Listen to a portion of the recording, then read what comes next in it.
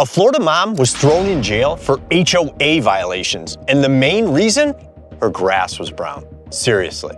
She didn't hurt anybody, she didn't steal anything, and yet they arrested her right in front of her daughter. She spent a full week in jail and nobody wanted to let her out. Welcome to the wild world of HOA rules, where somehow brown grass is treated like a bigger threat than actual crime. In this video, I'll show you how an HOA had the power to get a mom locked up, why an unnamed judge made sure she stayed there, and how you can protect yourself if this ever happens to you.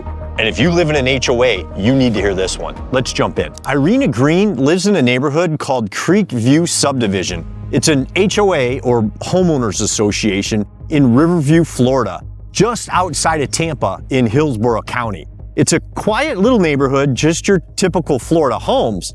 But last year, there was a huge drought and the county put water restrictions in place. So Irina's grass dried up and turned brown, just like a bunch of other lawns on the street. And to make it worse, she's got this massive tree in the front yard that blocks a ton of sunlight. So nothing wants to grow in that spot. That's when her HOA showed up with a list of violations that started getting way out of hand. And it went from the grass being brown to, there's a dent in my garage. Dents too small to see from the road. That was a part of my court case. Green was also cited for having a dirty mailbox covered in mildew due to shade and moisture from that same tree. I would assume you could probably clean that whole mailbox in a few minutes, right? Yeah. And for having a cargo van similar to other ones we observed in the neighborhood. One minute she's just trying to keep her lawn alive, and the next, she's in legal trouble. The HOA filed a lawsuit against Green in Hillsborough County Court, demanding she correct the violations.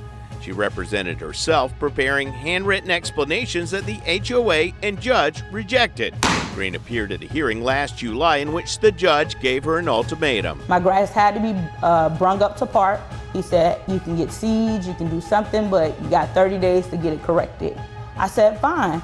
And he said, and if it's not done in 30 days, you're gonna go to jail. And she took it seriously and started work on the violations. I sold my van to comply. My mailbox was clean. I bought seeds and watered my grass. But then she missed her next court date. But she says she never got the notice. I was supposed to receive documentation.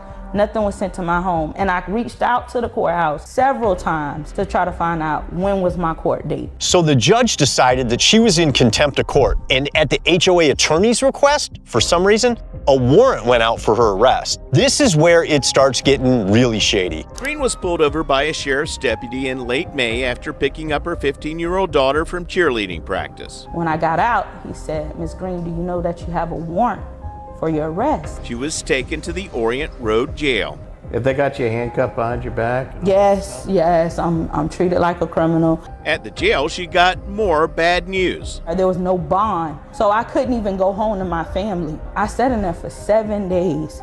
7 days in the jailhouse, like a criminal. When I first heard about this, I was pretty pissed. A mom got thrown in jail over some HOA crap, and this wasn't even a criminal case. It was a civil case. That's what makes this even more insane. So let me explain the difference. We all know what a criminal case is, right? Think O.J. Simpson.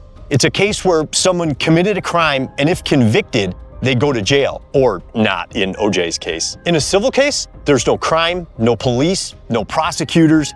Usually it's one person suing another, like a business dispute, a contract issue, or in this case, an HOA mad about somebody's lawn. The cops aren't even supposed to be involved.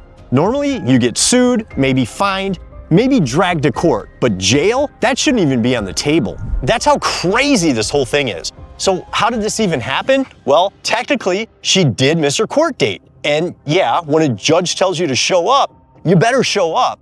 That's a big deal. But I got two big questions here. First, is this what normally happens in a civil case? You miss one court date and end up in jail? It is pretty extreme. It certainly is, yeah.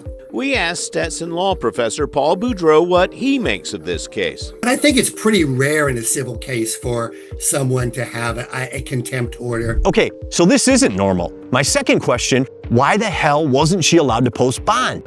That's the part that really pisses me off. She wasn't even given the option to go home to her kids. she sat in jail for 7 days. To be incarcerated without bond is certainly an extreme measure and is pretty rare. Now to me, it sounds like this judge was trying to make an example out of her, like, let's teach her a lesson.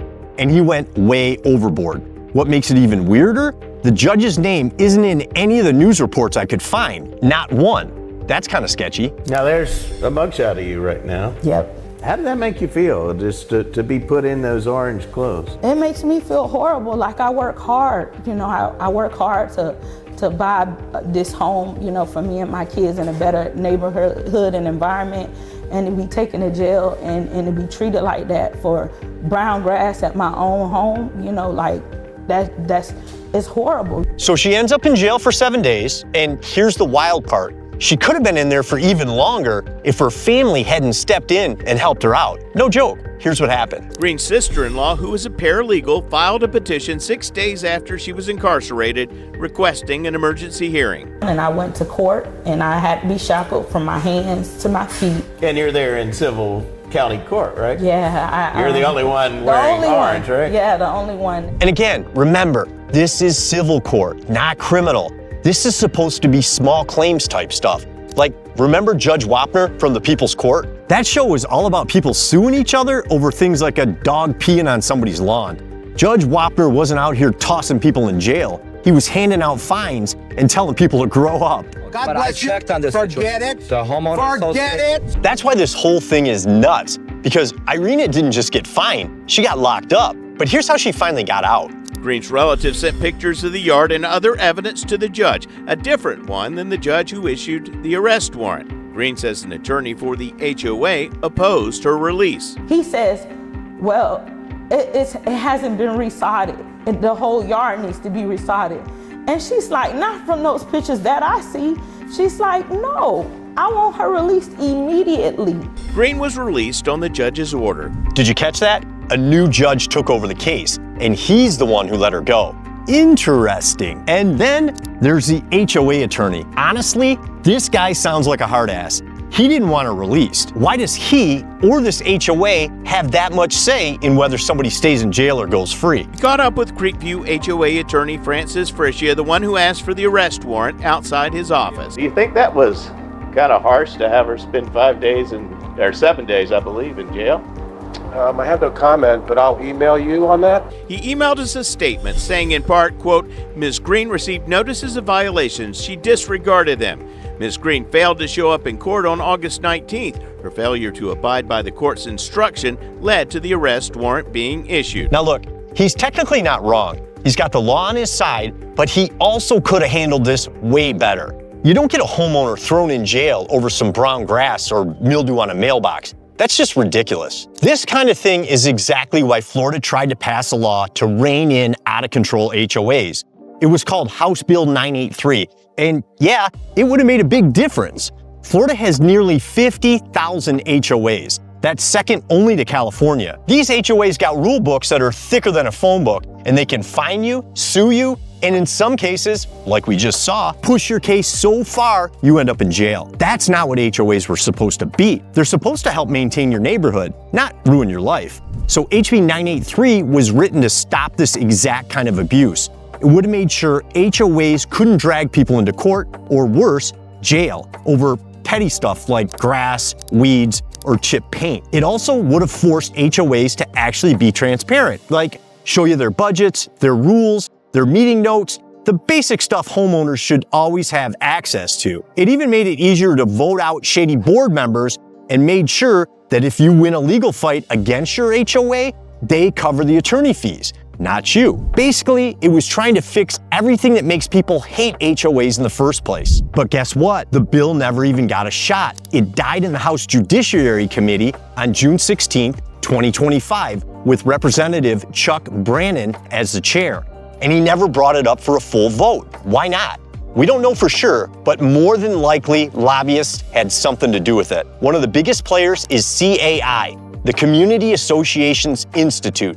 They got over 45,000 members nationwide, including powerful Florida chapters, and they represent HOA boards, managers, and the lawyers who make a living off enforcement and fines. It's their job to protect the HOA interests, so it wouldn't be surprising if they push back hard against this bill.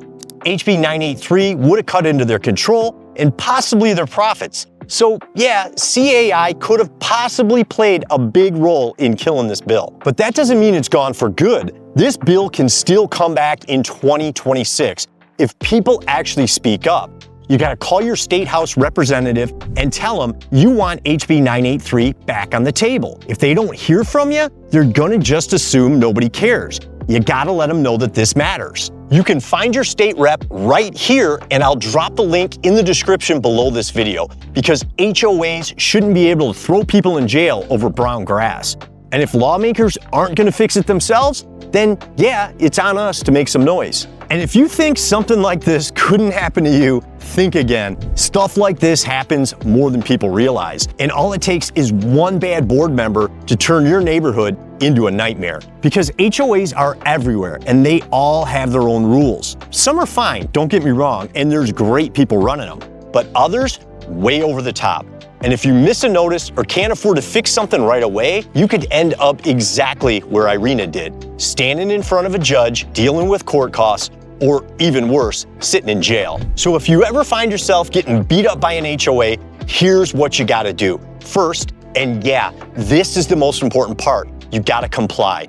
If your grass is too long or your mailbox looks nasty, take care of it. HOAs have rules, and if you live there, you agreed to them, whether you like it or not. So don't be that guy with a jungle for a front yard that all your neighbors hate. Just follow the rules, because ignoring them isn't gonna make them go away. It'll only make things worse. Second, if you end up in court, do what the judge says. Seriously, even if the rules feel unfair, ignoring a court order's gonna get you in real trouble fast. Irina did miss her court date, but she also followed orders and fixed everything the judge told her to.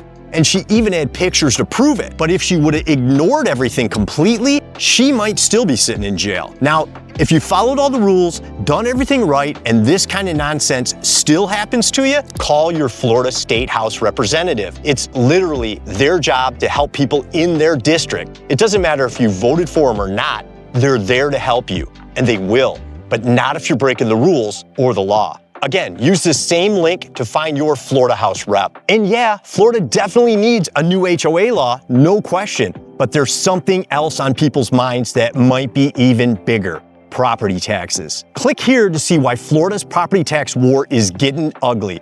Governor Ron DeSantis is calling out lawmakers and pushing to eliminate property taxes completely.